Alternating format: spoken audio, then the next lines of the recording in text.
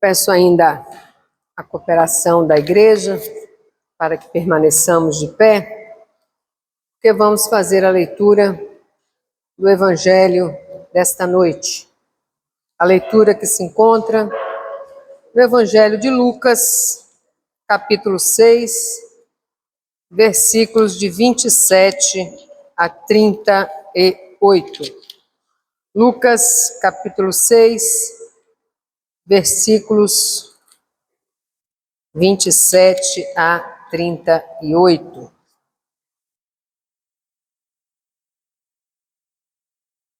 A partir do 27, então.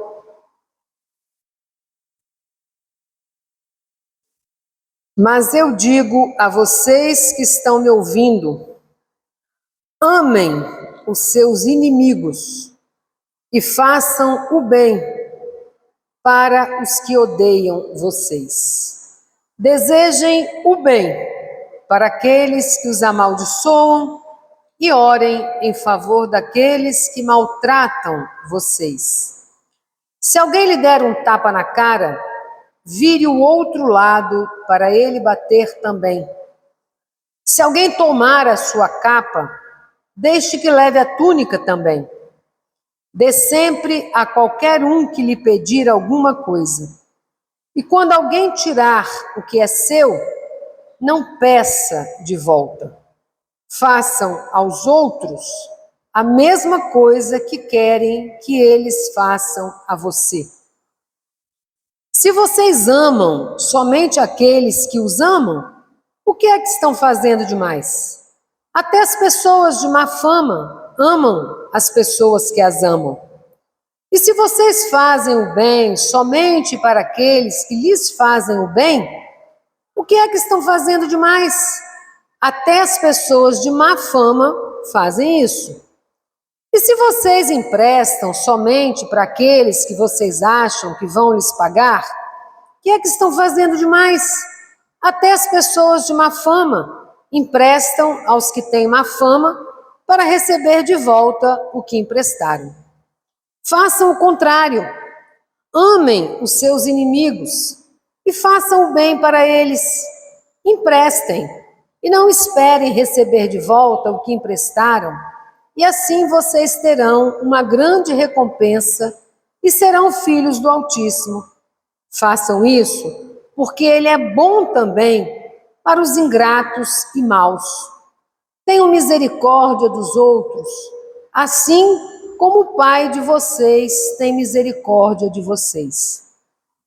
Não julguem os outros, e Deus não julgará vocês.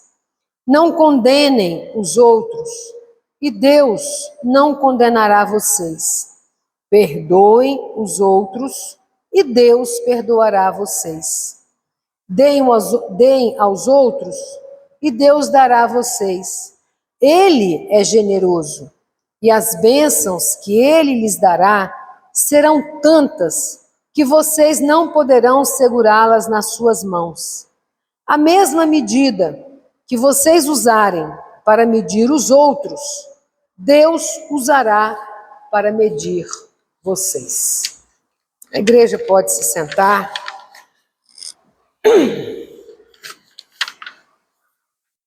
E eu confesso, queridos, ser este trecho das Escrituras um dos mais desafiadores quanto ao acolhimento e fazer acontecer o que está sendo pedido.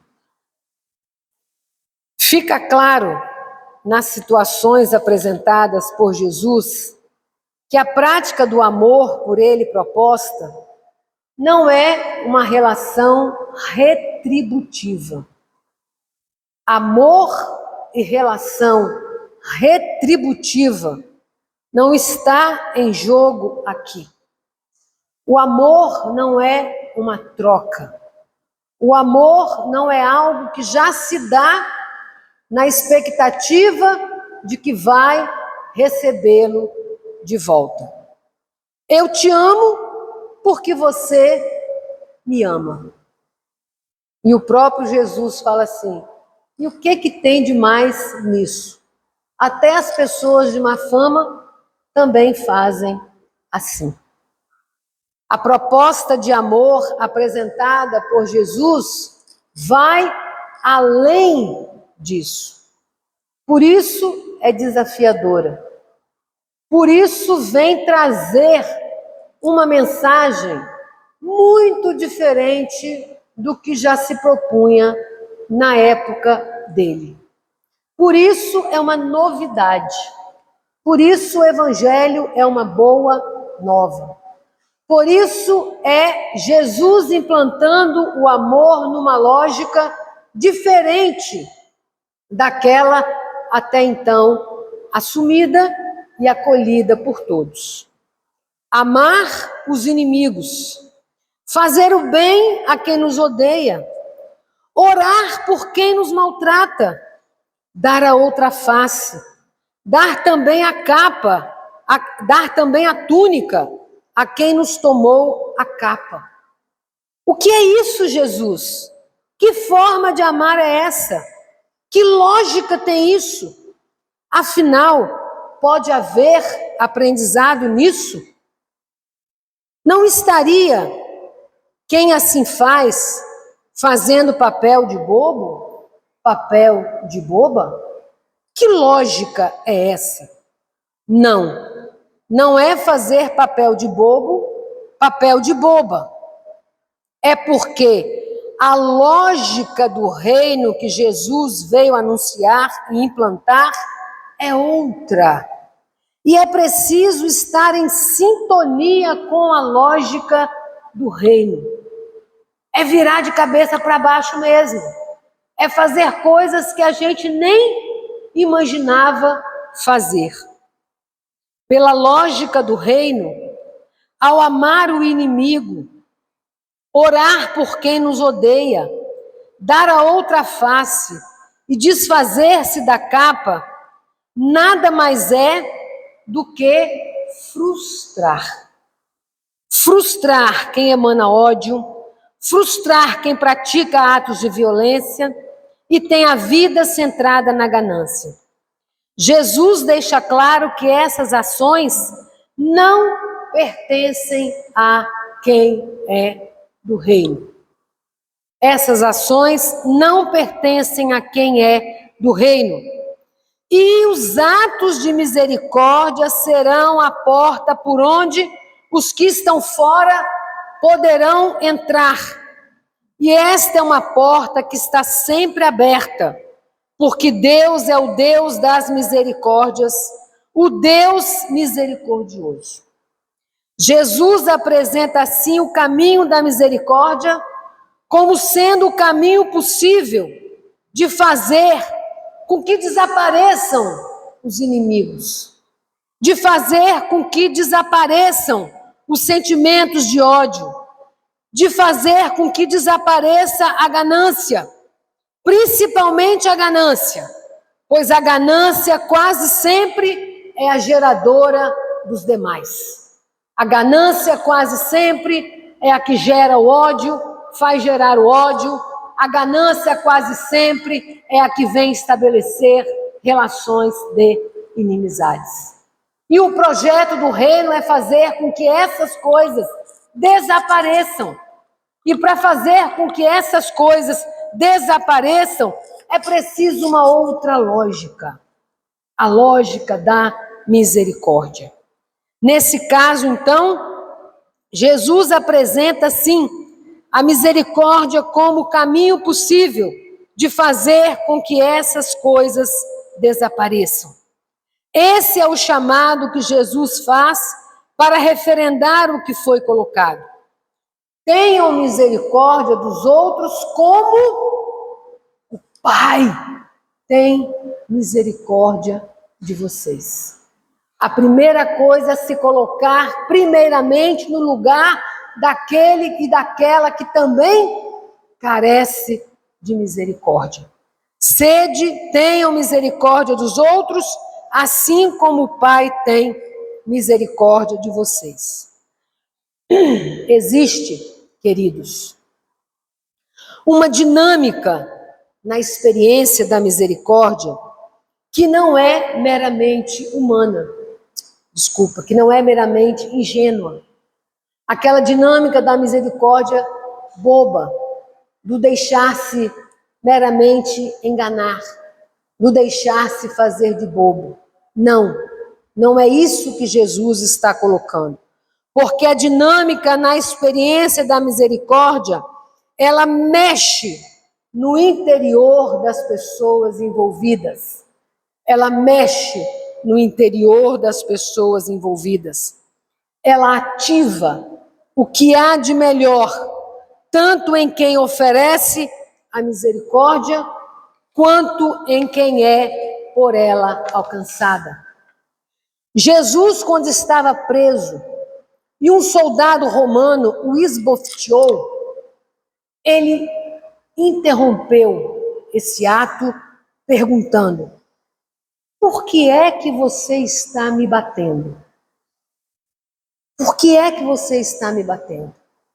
Jesus chamou aquele que praticava o ato da violência, não com um gesto de violência, mas chamando a uma reflexão a respeito do que estava acontecendo.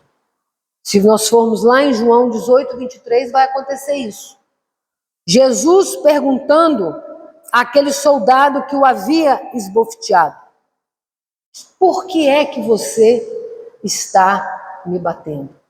Então não é uma questão ingênua, simplesmente. É acreditar que é possível, a partir da misericórdia, você, anexando a essa misericórdia, também um ato de fazer com que a pessoa caia em si. Seja na expectativa como essa, de refletir a respeito do ato, seja de se ver frustrado com aquilo que ela queria. Porque a pessoa, quando pratica uma violência, ela quer receber novamente a violência de volta. E Jesus está nos dizendo que na dinâmica do reino não é esse o caminho. Violência gerando violência. Jesus não alimentou essa espiral da violência, devolvendo a bofetada, mas sim chamando a consciência para o sentido do que havia sido feito, o que pode impor ao agressor uma mudança no seu comportamento. Nessas circunstâncias, o que o agressor quase sempre espera de volta é a violência como resposta. Nós estamos vendo isso aí todos os dias na nossa convivência. Violência gerando violência, intolerância gerando intolerância. É nessas horas, percebendo como que Jesus agia diante da violência, é que nós vamos testificando que a lógica do reino de Deus realmente não é a lógica deste mundo. Nós usamos tanto essa frase: a lógica do reino de Deus não é a lógica deste mundo.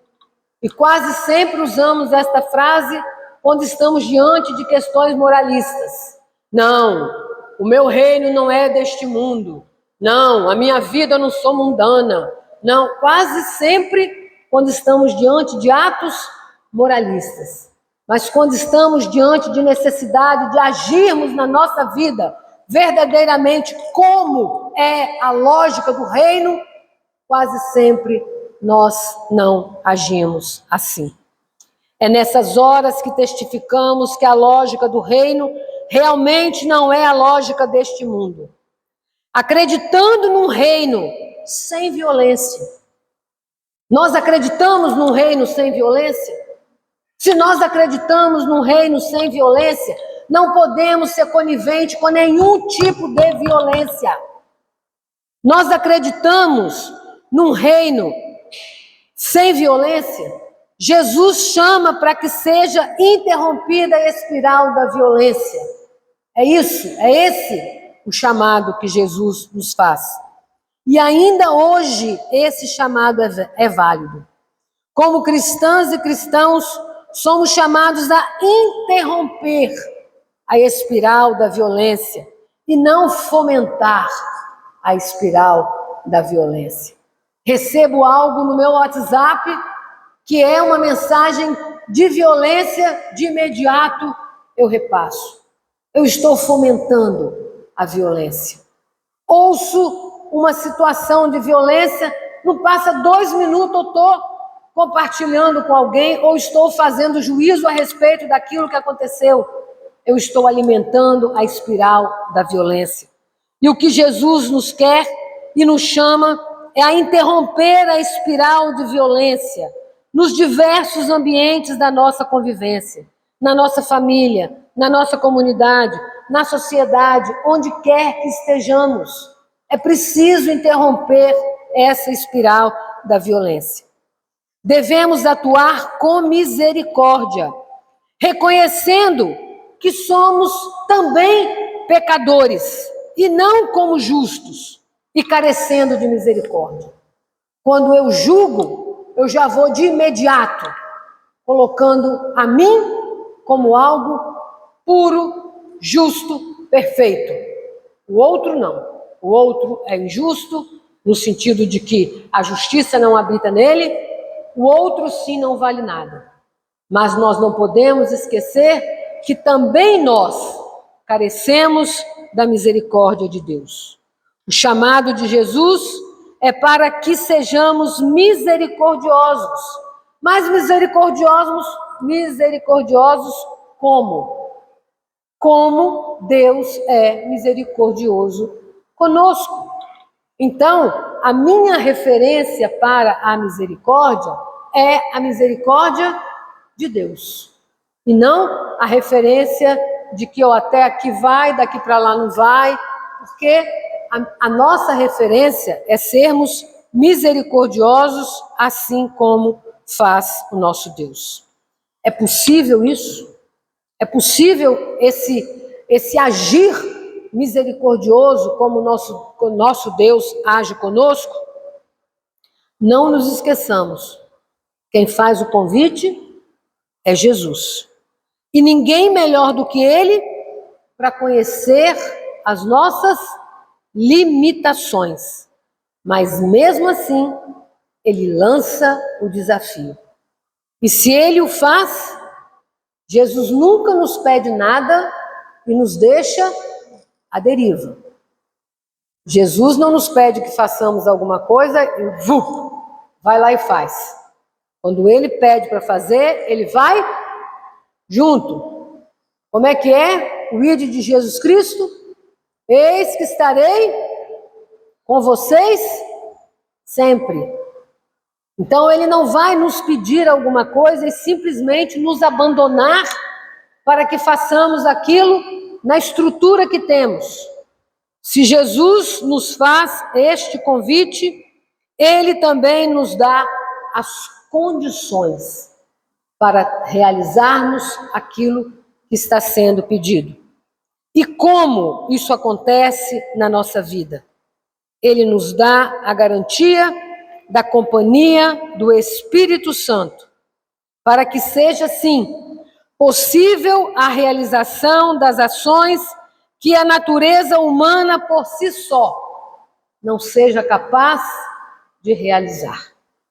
Por isso, uma necessidade de estarmos diuturnamente buscando a presença de Deus nas nossas vidas, na comunhão com Ele, na oração e buscar a presença do Espírito para que, fortalecido nele, possamos ser misericordiosos, assim como o nosso Deus é misericordioso para conosco. Pela graça da presença do Espírito Santo em nosso viver diário, podemos nos lançar nesse propósito de ser misericordiosos, nos envolver nessa dinâmica. Qual é a dinâmica da misericórdia?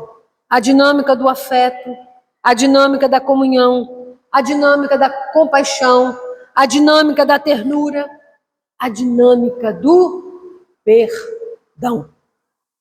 fortalecendo nossa relação com Deus, aprendendo diariamente com Ele a sermos misericordiosos uns com os outros, a exemplo de como foi Jesus e a exemplo de como é o nosso Deus para conosco. Sozinho não dá. É preciso que estejamos na graça, na companhia, na orientação, fortalecidos pelo Espírito Santo. E aí, queridos, vamos fazer coisas que nem a gente supunha que fôssemos capazes de fazer, mas pela graça foi feito, porque a misericórdia também é graça. Que Deus possa nos fortalecer na dinâmica da misericórdia. Não é fácil, face à nossa natureza humana, mas é possível face à presença do Espírito Santo em nossas vidas. Que nós possamos cultivar um coração misericordioso, estando diuturnamente buscando a misericórdia de Deus em nossas vidas. Amém.